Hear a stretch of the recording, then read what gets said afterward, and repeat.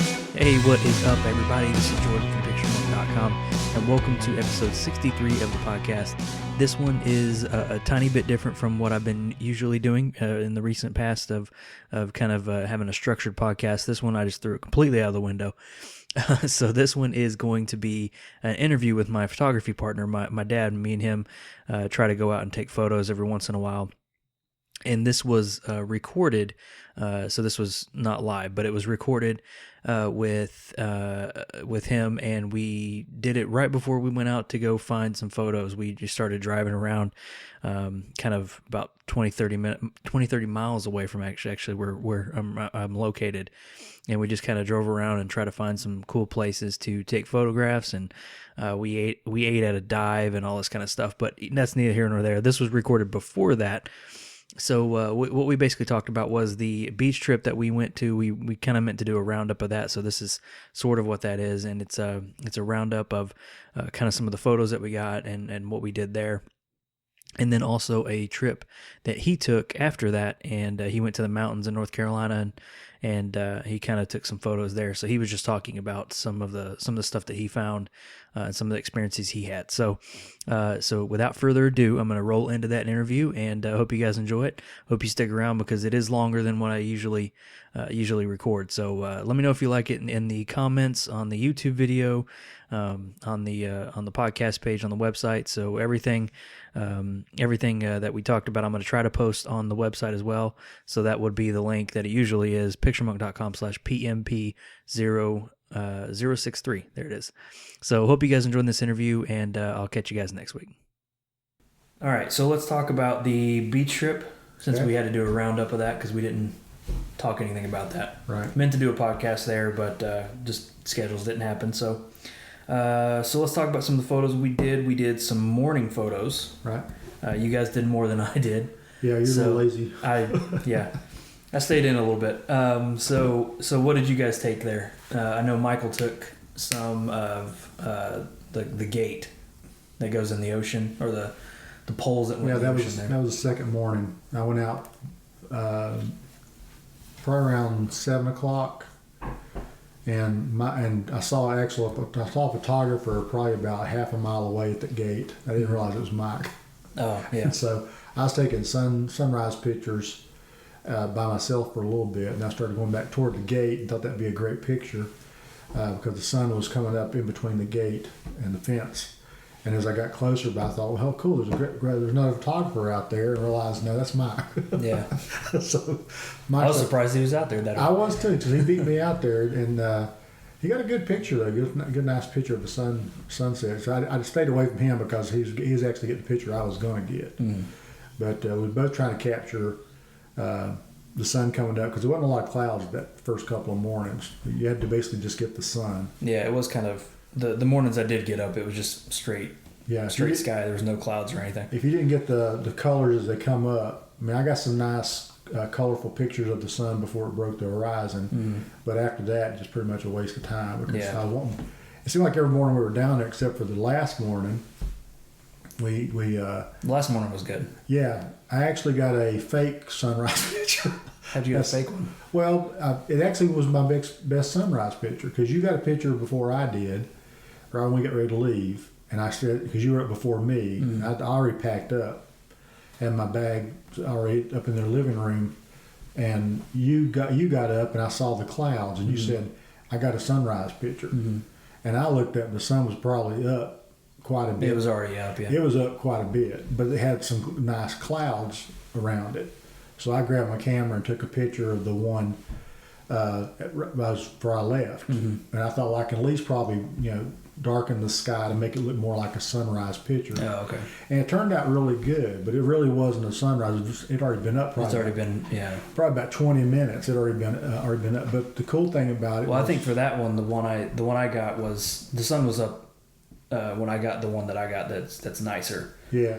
It was already. I don't think I got a good one that was. Where the sun was below the horizon. Yeah. Well, this one I waited a little bit, and then.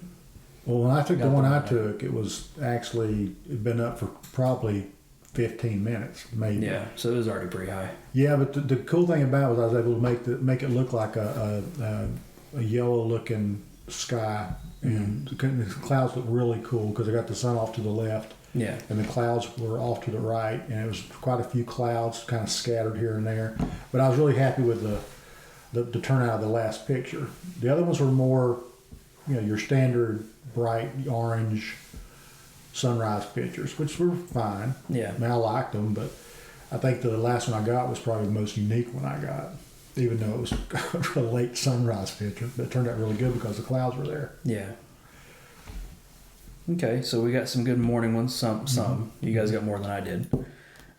So I think the next bigger trip that we took was when we went to the Avalon Pier. Right. I think we just went straight from the pier to the middle of nowhere. Right. Well, the pier was pretty nice. The pier was good. It was a 1962 pier. Mm-hmm. I looked up the facts on it. It was been there since 1962.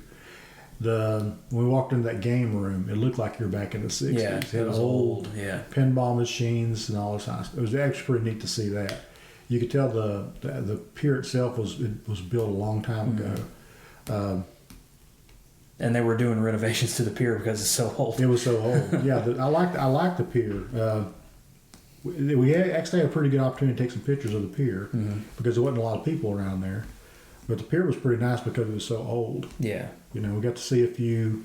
I didn't get any really good pictures of the stingrays, but there was some stingrays around there. Yeah, there was nice stingrays from viewing from the top.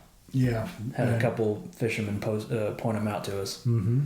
We had our own little spotter because he kept saying there's some stingrays. Hey, photo man, come over here. Hey, photo dude, come over here. Here's a nice shot. But that was kind of fun. But what I liked about the pier was it was since it's such an old pier.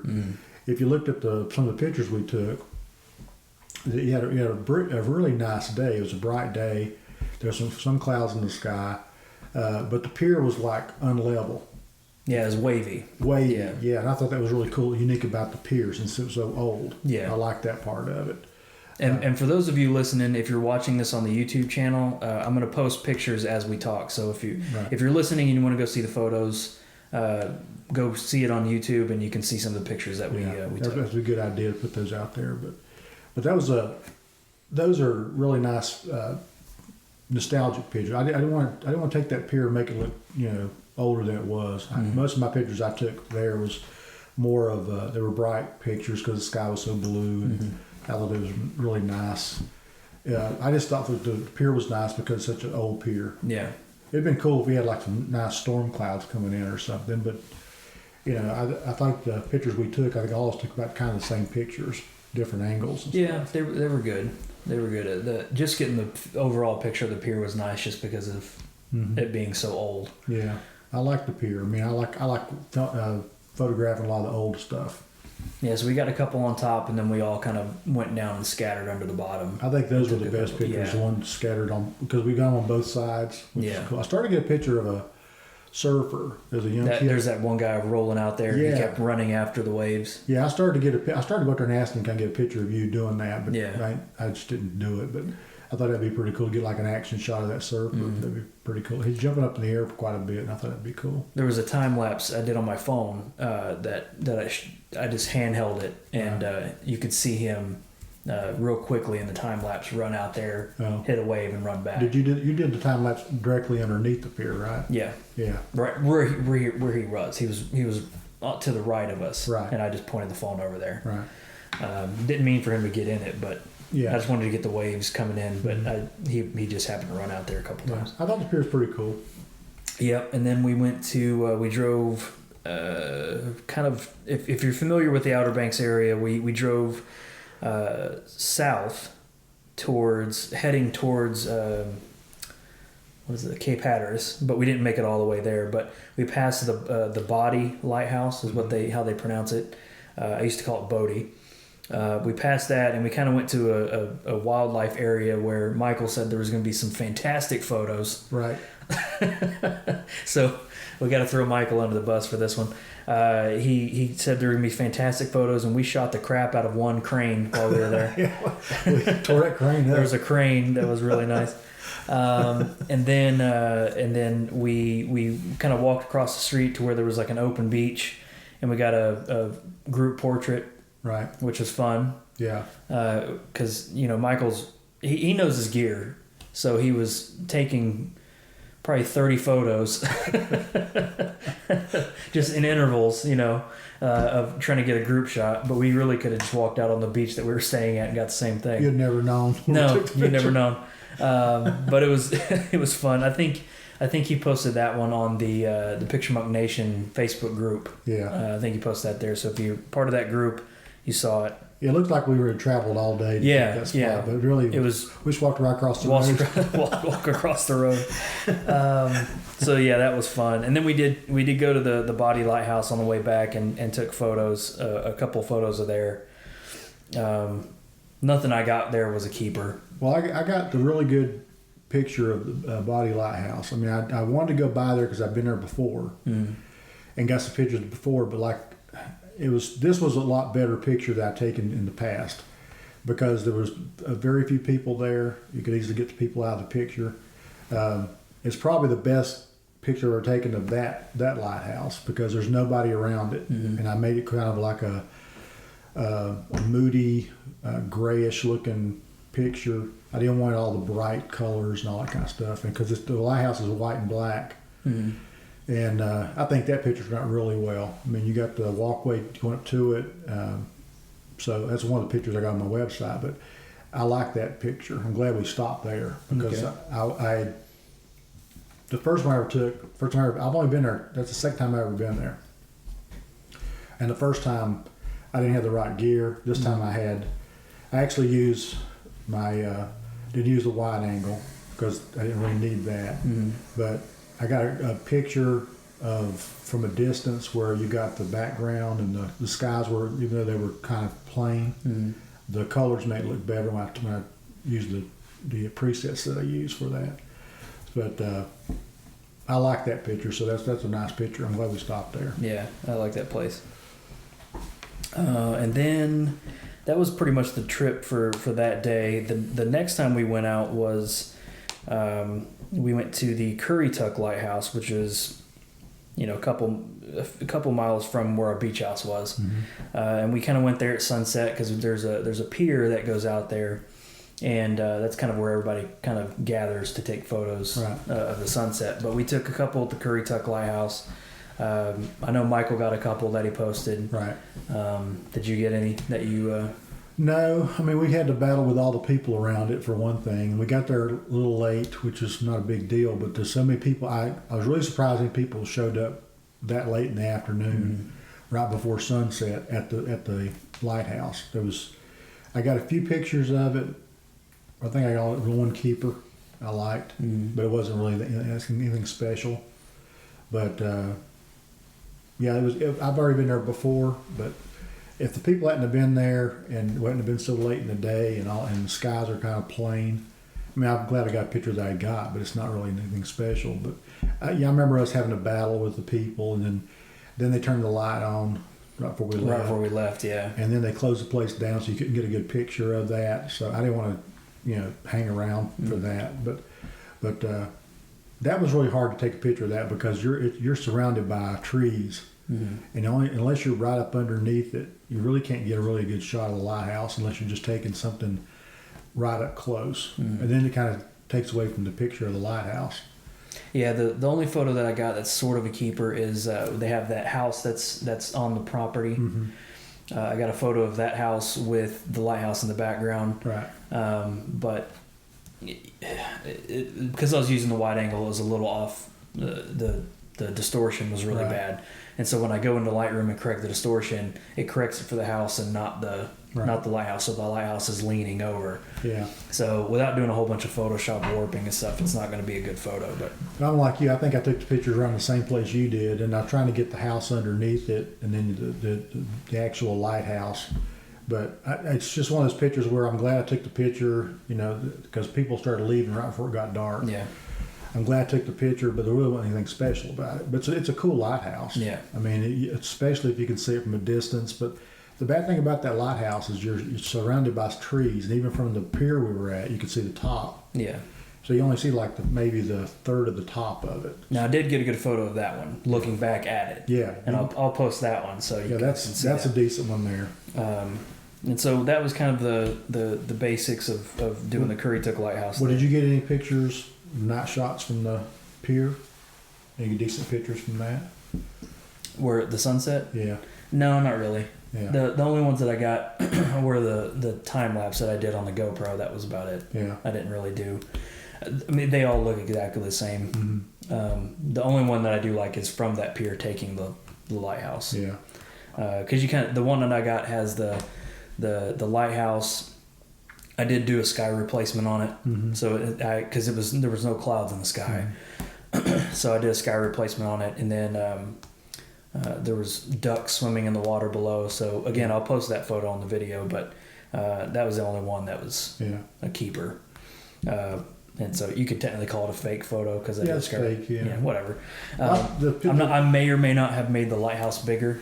Also, so looks nothing like what we saw. So not too much. You could have stayed home and just made. I should just composite a whole bunch of photos. Yeah. So we got that photo trip done. That was kind of a good photo trip. And then so the last couple photos that we kind of all got were night photos. Right.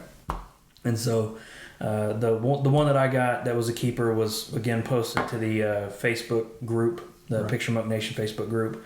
And so again, I'll post that in this video. Did you get any good nights? No, I never did get any one. I like the one you did. You did a really good job with the one you did. But I had a couple of them. But by the time I went in and tried to edit it, the more I edited it, the more I didn't like it. It just didn't stand out.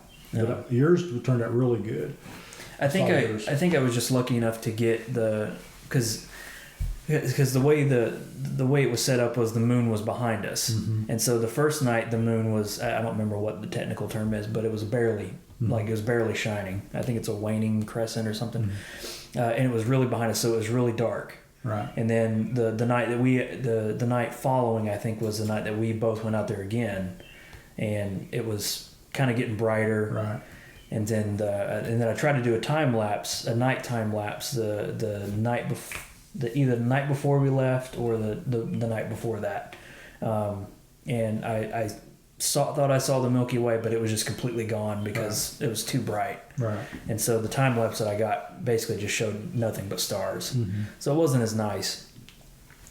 So I think I just lucked out on the timing of it because it was really yours was prominent there. Yours stood out really good. When I saw you the finished product of yours turned. Well, really good. you should see I should probably post the before and after because I have a video showing how I edit those kind of Milky Way shots, and so it's not just sliding a bunch of sliders. You have to manually bring stuff out. So I do have a video recorded that I'll put out. I think showing how to do that, but everybody's seeing the before and after be really good. Yeah. Well, in the video I recorded, you see a before and after of not that shot, but another shot that I took on the beach when we were both there. Right. So that'll be good to see. I'll have that posted soon. So that was basically the beach trip of taking the photos, which was a couple weeks back. But it was nice to do a roundup of that. So if I can get some permission from Mike, I'll post his photos. Get the one where he took the group shot where he has like several pictures of him walking to the camera and back from the camera because he had his timer set and he kept recording all of the whole motion of the whole thing. That's pretty cool. I thought it was funny. I was trying to take the picture and we're asking, why are we seeing 4 or 5 different shots? Why is it still taking the photo?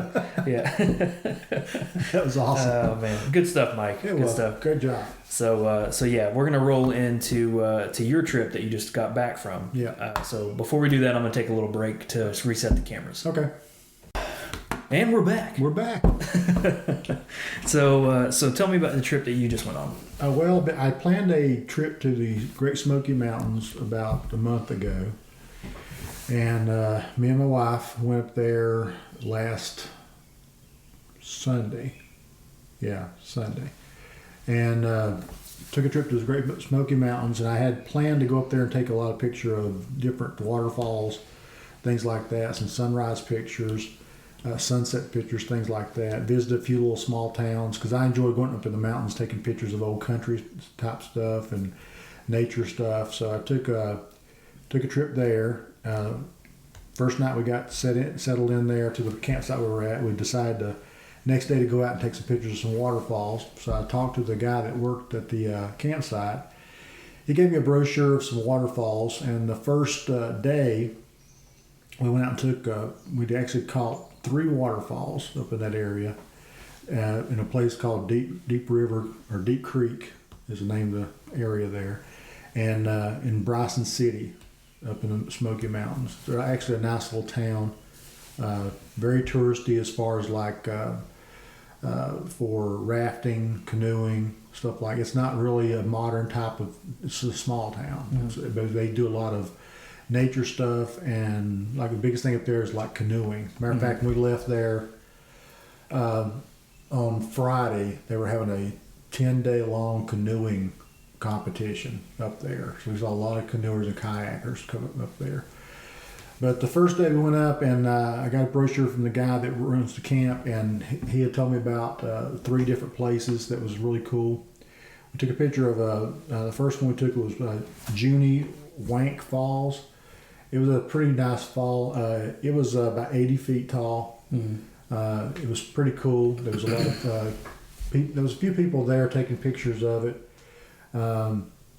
It was a tall fall, but didn't have a whole lot of water. But it was kind of cool to see that fall that up close at 80 feet. We could actually be at the bottom. They had a bridge there. It was pretty cool. A nice little fall if you like that. Then the next one we took was Tom Branch Falls. That was more of a smaller fall. There was quite a bit of water in that one. That was actually near a creek that ran through Deep River Creek, and there was a lot of tubers that were riding through there. What was really cool about that waterfall is as the tubers would come down, the waterfall was right beside you at one point. So you could look up 80 feet, and there's a nice little cascade type waterfall. I liked that one because it wasn't, even though it was about 80 feet tall, you had like different shelves of water coming down. And it wasn't like a gushing type, but it was like just a milky looking water coming down. And me and my wife, your mom, rode that, did a little bit of tubing down through there, and at one point you could be right underneath the waterfall. It wasn't hitting you, but you're right beside it, which is pretty cool. That was a nice fall. And then we did the Indian Creek Fall, and it was more of it was probably 25 feet tall, and it had quite a bit of water rushing through it. That was pretty neat, more of a cascade type thing, but just more of a solid rock. And that one took a little bit of hiking to get to, which is okay. The other 2 were pretty much near the road or in the park, so they were okay. But that was called Indian Creek Falls. We enjoyed that one. So what kind of shots did you get? I know you posted stuff from your phone. Yeah. As you know, I don't like using the iPhone. I just do the iPhone just to record picture and be able to send that out. Yeah. But and you haven't edited your photos yet. No. But when this is up, you'll send me the photos so I can put them. Yeah, you can do that. But I hadn't even downloaded them off the card yet. But I at least want to take pictures of with the iPhone. I mean, the iPhone photos look okay, but I'm not a big fan of sending out pictures of iPhone photos. But you can see what the waterfalls look like. Yeah. And sometimes I forget to get that. And there was one picture I was going to send to you, because usually we both keep saying we need to put it on Instagram. That's the only reason we take photos. We do, just with the phone. And it's a lot of times we don't, I forget to do that. So, it was pretty nice. I mean, like I said, all the falls were kind of the main falls in that area for that first day. And then the next day we went out and took some more pictures. We actually had to travel to a place called Highlands, the Highlands area up in that area. And one of the major waterfalls they have up there is called the White Waterfalls. White Waterfalls is about 400 feet. 411 feet tall. Oh, that's the real tall one that you posted. Yeah, that's the one it's supposed to be the tallest waterfall east of the Rockies. So I had been there before. I didn't realize that I was going back that same spot because I forgot about what the name of it was, but went back there to it, which I was glad because first time I ever took it, I didn't have a good camera. The camera I had was okay, but going back to the same place. It was nice to see that again. Really wasn't anybody there. It's a nice shot of the waterfalls. It's more like I said, wasn't a lot of gushing water, but you had like the streams of water coming off the rocks. And pretty much if you go up at that waterfall, it's kind of cool to, you can't go to the bottom of it. You have an observation tower that you have to shoot from. But every time you see a picture of that waterfall, all the pictures look about the same. Because you can only take them from a few places. From that spot. Yeah. And plus, it's like you don't see a lot of gushing water coming from. It's like a stream of water. It's kind of cool. It just melts onto the rocks, which is a cool effect. And you can get a good... but did you take photos there? Yeah. With your camera? Okay. Mm-hmm. Did that one for sure. Took several ones of those. I want to take a vertical shot because it's a tall waterfall. Yeah. Even though you're from a distance, it's one of those waterfalls that if you try to take it with a wide angle, it's just too far away, to get a good view of it. So if you shoot it vertically, it turns out nice because it's such a tall waterfall. And if you like waterfalls, it's actually a nice one to go visit. So that was pretty cool. We had to travel about 2 hours from the campsite to get to that waterfall. And then, so yeah, you were camping the whole time. It's not like you were staying in a hotel or something. No, every day you were camping, so you really couldn't do much editing while you were there. No, I didn't even bring out. I took the computer to do it.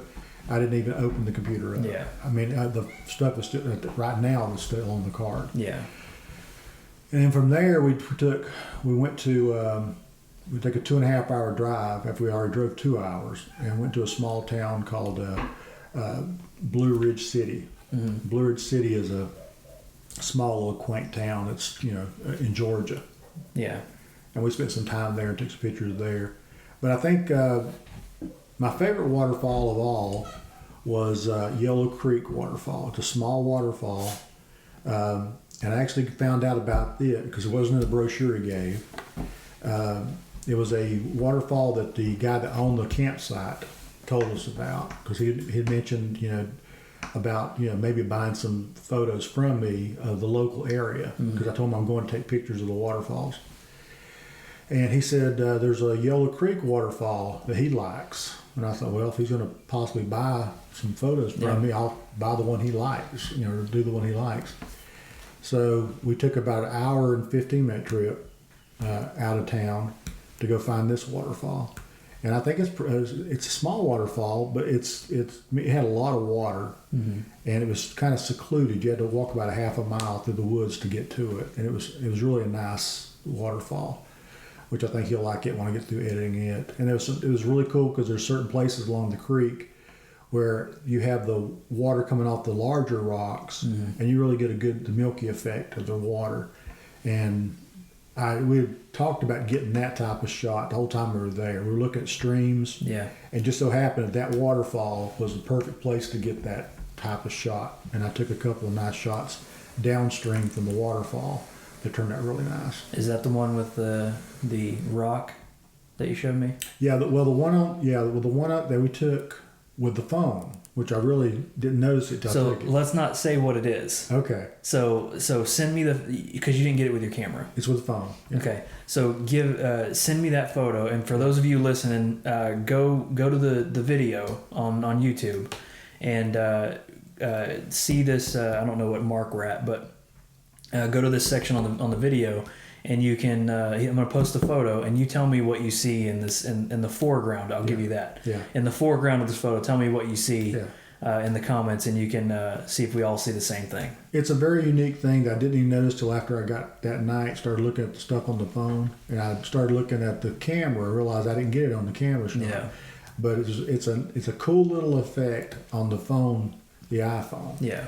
And if you see it, you should be able to tell what it is. Yeah. And if it depends on the quality of the picture, I may have the guy to look at that wants to buy the stuff. And if it's a nice quality shot, that would be a really cool shot for him to keep because it's just a unique capture that you didn't notice when you took the picture. That's one thing you kind of need to write down just in case you ever go back there to get it with your camera next time. Yeah, because you can always get it. I mean, if you look at what it is in the picture, I mean, most people can tell what it is. Yeah. You just don't expect it. You don't expect to see that, but it actually sticks out pretty good. So it's a nice. But it's a cool thing. It kind of reminds me of I don't want to say too much to give it away, but it kind of reminds me of when you go to Chimney Rock. They have a rock out there that has an arrow pointing at it, and when you get to a certain area, it's I can't remember what it's called, but it's a devil's something. Devil's Head. Devil's Head. Yeah. It's kind of that same thing. That's Right. kind of cool, but it's not pointed out to you. Right. Like it's not a sign, but it's kind of a cool thing. Yeah, just if you're looking at the picture, look at the foreground, and then tell us what you think that is. It's kind of a cool thing. I kind of like it. So. Yeah, it's actually pretty cool. It's one of those shots where you're like, I didn't see that when I took the picture, but when you saw it, it's like, that is a cool little feature. I mean, that'd be something that I would buy the picture for, just because that capture of that picture. And I looked at the other pictures, and all the pictures are nice, but that little thing in the front really sets off the picture. If you look at it. So you'll have to tell us if the guy does happen to buy a print from you or a couple prints or whatever. Yeah, he was actually looking at, and the reason why he wanted to buy some possible prints is because he told me he has like 5 cabins up in that area that he rents out. And he says, I've got really old pictures. I mean, he's 20, 30 years old. He said, actually, one of the pictures is actually a jigsaw puzzle that someone put together. Wow. That's how old the stuff was inside the tent. He said, I want to put pictures in there that are more modern and display stuff around here. Yeah. So that's why I told him whenever I leave and I get back home and edit the pictures, then I'll send him a link. And the nicer ones I'll put on my website, and if he's interested, he can buy them directly from there. And that's a really good marketing thing. It is. I mean, one thing I liked about him, that he said that I'm looking for pictures in the local area. I mean, I've got pictures out there of other places, but he wanted people to visit there to go, hey, here's a waterfall that you might want to go see. Yeah. And I thought that's pretty cool. So that's kind of something to take away from that, at least to if you're going someplace like that. I mean, if you go to like a hotel or something, they're not going to listen to you about that kind of thing. But if you have someone that owns property like that does that sort of thing, I guess we could have technically done that with the beach house because, individual owners own these beach houses. So if you got the owner's contact, you could have, said, hey, here's a photo taken from your beach house or something. Yeah, if you're trying to show some of your work. I think what was really cool about this was because I took my advertising pictures there. I usually have it displayed on the car, the magnet pictures on the car of my business, and I told the guy that I'm there to take pictures. Yeah, I wasn't trying to sell him anything, but he hadn't come to see the magnetic sign on the car. And then when I explained to him I'm here to take pictures, that's my whole purpose of coming here, was to take photos and basically landscape and waterfalls and stuff like that. That actually opens up the door to getting your name to somebody and telling them what you're there for. And he's the one that brought the idea about, I'd like to get some pictures for the local area. Yeah. I didn't even think about that. Yeah. So when he said that, I said, well, that's actually a great idea. Yeah. To do that. And he knew about where he wanted to put the pictures. So especially if he wants to get them for all 5 cabins. Yeah, I mean, and he's, if I gave him my card, that's another good thing. Make sure you have cards with you. Is like I gave him my cards. Because I don't ever carry cards. I said, go to the website and look at my work that I do. Yeah. And I said, go look at that, see if it's the kind of stuff that you like. So he took my card and looked at that. Another good thing we did beside the waterfalls was, next to the last night we were there, we wanted to go up and try to find a place to take sunset pictures. In the Smoky Mountains, it's really hard to take a sunrise pictures because the way the clouds come in the morning, if you're lucky, you may be at a higher elevation to take the pictures of the sun coming up above the mountains, but you also have to contend with the clouds. The clouds are either going to be too high to even see the sun, but if you're lucky, it'll be down below the tops of the mountains, and you can get a great sunrise pictures. But it's very iffy that you can even get those. So I talked to the guy that worked at the cabin and said, where's a good place to take a sunset picture? And he told me about a place that you can go up about 5,000 feet, and you're allowed to go up there, which is cool. But you have to drive from where we were at about an hour and a half to get to it. And then you had about a 4-mile drive up a dirt road to get to the top of the mountain. And at the top of the mountain is a old abandoned fire tower. And me and my wife went up there, and it was kind of cool. There's only an older couple there and a couple of girls, but there was like 5 hikers that were actually hiking the area. And so they were already at the tower. Trail. They were on the Appalachian Trail. They were actually stopping at that tower to spend the night, which I thought was pretty cool. And I was the only photographer there to get the pictures. They were all just either want to look at the sunset or spend the night there. But I got a few pictures of the sunset up there, which is actually pretty cool. But that just shows a lot of times if you're taking pictures or going out doing adventures, stuff like that, you just don't know what you're going to run into. Yeah. It's kind of cool to listen to the hikers and stuff and all that kind of stuff. And that's the joy in it. It's not. I mean, yeah, you want to get photos, but that's kind of like the takeaway. Right. The photos. I think in that kind of experience, the photos are like a bonus, but you get to experience. Right. Stuff that you would normally not do sitting on your couch. Right. Well, it took a lot of effort. We'd already spent out most of the day. We'd already been out quite a bit that day. We were tired. But I realized I only had one more night to try to get a sunset pictures of something. And, it was, you're getting back late at night because you're having to travel so far to get there. Then you get there, but, meeting the other people and find out what they're there for and how long they've been on the trail and all that, and getting to take your pictures up there, which is actually pretty cool. But like I said, it's more of part of it is the adventure of getting there. You want to take a shot away saying, I remember that trip. But even if the shot's not that great, and I don't really know if I got a decent shot as of right now because I haven't downloaded the pictures yet. I should be able to get some nice pictures I took at different phases of the sun. It was pretty, the sun was actually pretty nice because it was getting pretty dark. It had you could see the sun really well. And to the right or the left of the sun, to your right, there's some very pretty color. There's some orange and yellow, so there is a lot of color. I look forward to seeing the pictures when I get done to see how I can do with them. But there is some nice color there, and the sun was pretty far away. But I think I may have got some nice color from the sunrise picture or sunset picture. But it was just the adventure of getting up to that spot and being out there that late and having to travel a 4-mile dirt road to get to the top. But it was pretty cool. If you ever get a chance to go, it's called on Wayland Road. And Wayland Road is a cool little, it's pretty hard to find. You have to kind of get somebody to show you where it's at. That's the best places. Yeah. But you realize that when you start traveling the road, you realize people come up here. Yeah. You're allowed to go up. They even have a bathroom at the very top of the mountain, which really shocked me. Yeah. But you can tell you still can go up there. Yeah. But you have to be very careful and the road's wide enough for cars to pass. But when you get up there, I think the best if you could get a sunrise picture, that would probably be the best place to get a sunrise picture, because when the sun went down, I had some trees in the foreground, which makes the foreground look kind of dark, and the sun's pretty far away.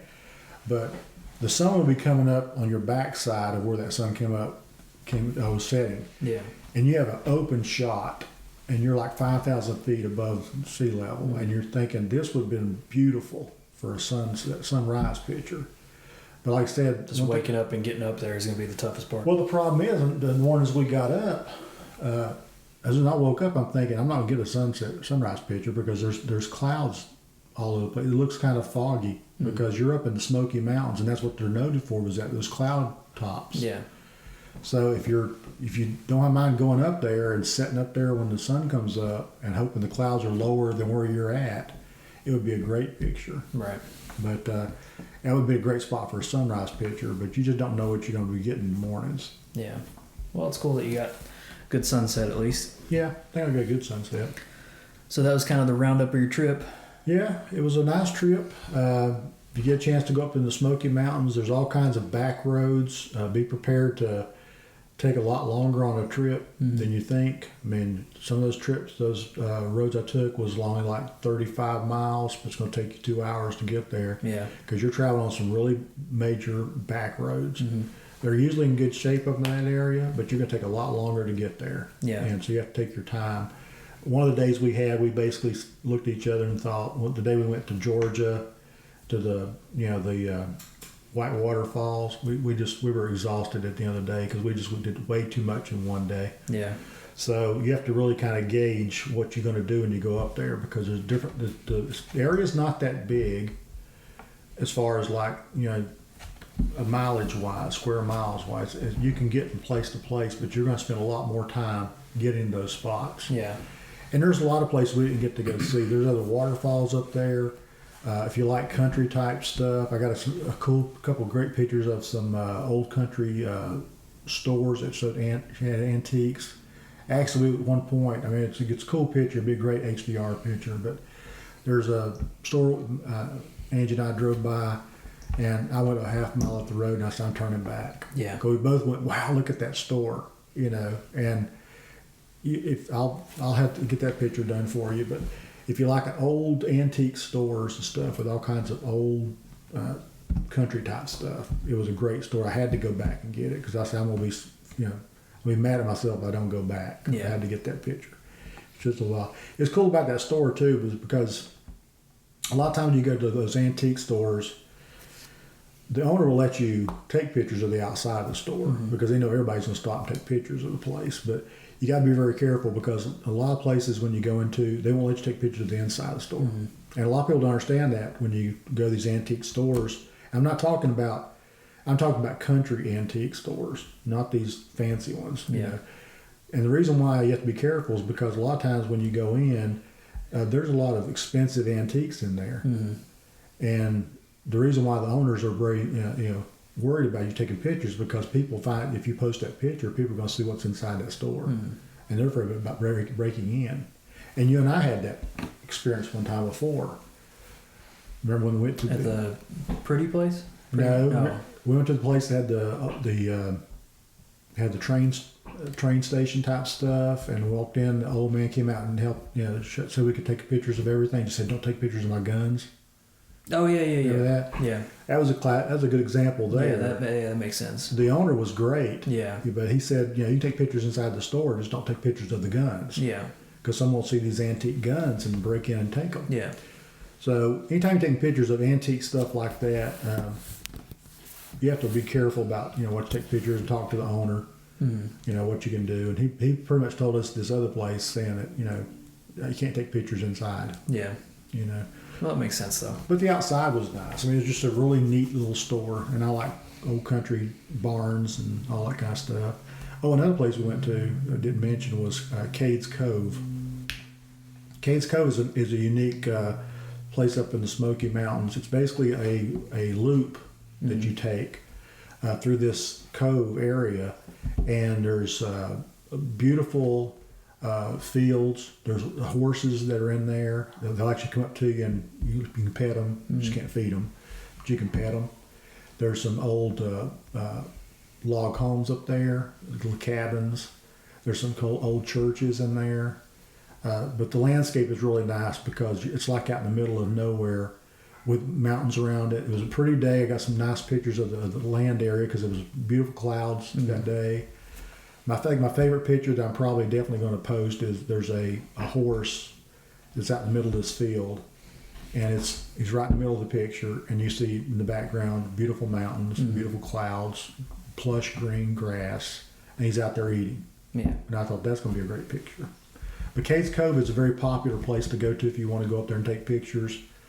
One thing I would recommend if you've got a family, it's a great place to take portraits up there because there's so many things that you can use for backgrounds and stuff that are just perfect for that type of stuff. If you want an open field, you want a mountain, the cabins. There's a